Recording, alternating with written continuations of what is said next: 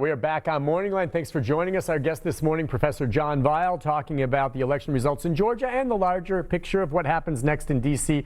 today with the president and the confirmation of President-elect Biden. Next up, we've got Jack. Jack, good morning. Go ahead, Jack.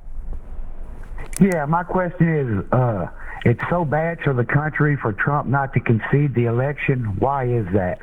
Okay, let's talk about, some people do say, it's for the good of the country for him just to concede and move on. Why do you think it's bad that he maybe continues to hold out? Well, there's not a constitutional requirement that a person can give a concession speech. Right. It's not so much that he hasn't given a concession speech, it's that he continues to contest what I think is no longer contestable. Democracy rests not only on written documents, but it also rests on norms of behavior. I've applied for many jobs that I didn't get.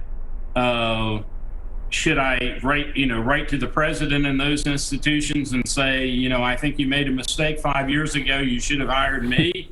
I don't think so. Winning and losing, that's just part of life. And it's part of democracy, and it's the greatest part. That's where we the people speak. And, sometimes the people speak in a voice that I just as soon not hear, but when I'm in the majority, I want to be able for my voice to be heard. And for that to happen, I have to permit it for others. Let's go next to Ann. Ann, good morning. Hi, Ann. Good morning. The fact that there are thousands going into D.C. to protest an election that has been lost and lost and lost, and risk not only getting COVID-19, but spreading COVID-19 today is proof enough that people believe what Donald Trump says, which is COVID doesn't exist. That alone should scare Americans, and that alone should be basis enough for why Donald Trump should have conceded. Had he done so, those people would not be in D.C. today. And that alone would do more for the health of Americans than anything Donald has done in the last 6 months. All right. Let me ask you, Professor. The coronavirus, of course, getting a larger picture, and I hear what she was saying there, but the coronavirus and the handling of it, would you not agree has been a real factor in some of the fate of President Trump, the way he's handled it? I think it is. I think, he's basically simply tried to ignore it. And, I'm reading too many obituaries in both the Tennessean and the Murfreesboro paper to believe that it's fake news. COVID is out there. Now, people have the right to protest. I don't think it's particularly efficacious to be protesting an election that's already been decided. They have a right to do so, but I do hope for everybody else's sake that when they go into restaurants and motels that they wear masks and do their best not to spread contagion. It is interesting in this time. It does seem as though the president's focus, of course, is on these election results and sticking to that at a time when we're seeing just a record-breaking number of COVID cases across the country and, issues with the vaccine getting there. And you just haven't heard him talk about that much in recent days, have you? Just not much along those lines. And frankly, here in the city of Nashville, we didn't hear much from the president, though he was alerted to it when we had the bombing on Christmas morning. It just seems like it's a tunnel vision focus for him right now, with everything else kind of on the periphery. It seems like self-absorption. And frankly, I'm not sure that the election in Georgia was as much about the candidates who were on the ballot as they were against the candidate who wasn't on the ballot. We do need to remember that Trump went down there to try to stir up the electorate, and instead of focusing on, the presumed virtues of the two Republican candidates, he basically complained about how he was being treated. It's, self-absorption versus absorption in the interest of the country, and I think people, I think they're tired of it. Let's take another call from Jack. Jack, go ahead, Jack.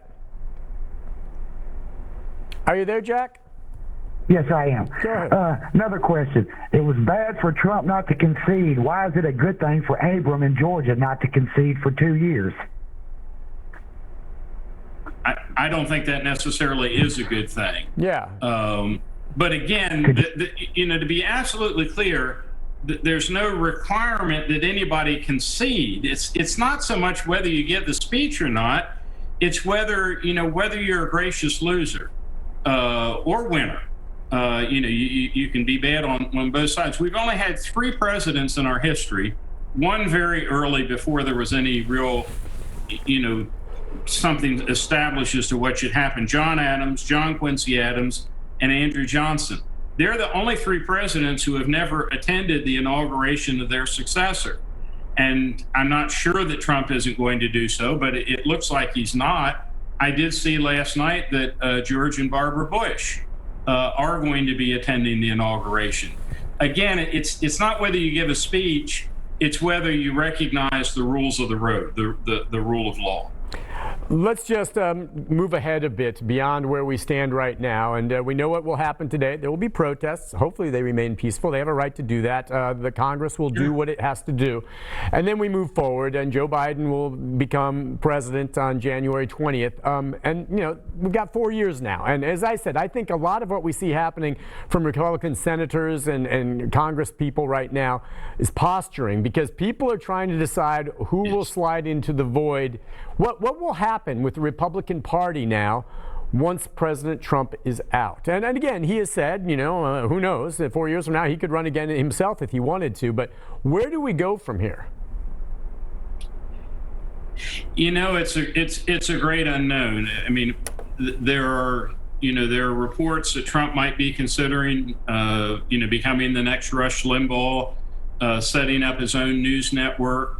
If he does that, it's possible that he will continue to be able to generate interest. Remember, in addition to posturing, some of what may be happening here, and I hate to be this cynical, but, Trump is continuing to collect money from people to contest the election. And he can use that money apparently to run another campaign, or maybe even to spend on Trump Tower, for all that I know. So he has an incentive sort of to keep things stirred up, but the interest of the country, to say it probably too many times, is simply to move on. Let's take a call from Larry. Good morning, Larry. Hi, Larry. Yes. Go Hi, ahead. Nick. Thanks for taking my call. I love your show. I just have one short comment. Lindsey Graham said it in 2016, Donald Trump will be a disaster for our country. Thank you, Nick. Do you recall when Lindsey Graham said that?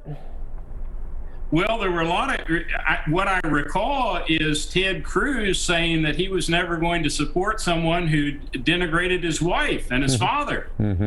He's now in bed with him. Right. How things change. Politics, as they say, makes strange bedfellows. Oh, it is interesting. We sometimes forget the name calling and the things that happened during the campaign, and Chris Christie and the way, it went back and forth with him, and then, but I guess we understand it's not the individual, it's the power, it's the presidency. And, so many of these people have kind of conveniently forgotten the way they were treated during the campaign. and frankly, some of them have become lapdogs. Yes, obsequious sycophants. Yeah. Now, here in Tennessee, I know most recently, our 2 departed senators, Lamar Alexander and Bob Corker. Yes. And again, it's indicative of the fact that they are no longer in power and they're no longer beholden to the voters or anything, that you see them speaking what is truly on their mind this time around. They didn't do so much as when they were in power, but now both of them have said, time to move on, and yet the two senator-elects, Blackburn and Haggerty, have not, because they are sitting senators, and it's just different. But right, both Alexander and Corker have said as much. Alexander came a little late to the game, but he did his best to sort of salvage, the reputation that he had. It's not a good development for Tennessee that both our senators are not only, they're from a different political party, but they're not even willing to accept, in public at least, the legitimacy of the presidency. This is not good for our state. It's not going to help us. And we just did checking. Yeah, Lindsey Graham indeed did tweet that out. He didn't say it, but in as many words, he said as much 4 years ago. So the Republican Party itself, as it moves forward. Let me ask you this. Do you believe then, after today, is there anything else after the electoral votes are certified by Congress? After today, is there anything between now and the 20th, any other hurdles that have to take place? May I tell you about a cartoon that I recently wrote about? Yeah. 1840, there's a cartoon that was published, and it has William Henry Harrison, who is the president.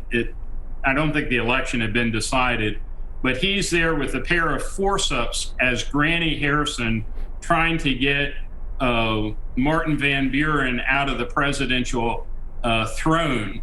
And the president is saying, "Oh, this hurts. I'm afraid he's going to lift me from, get me out of here."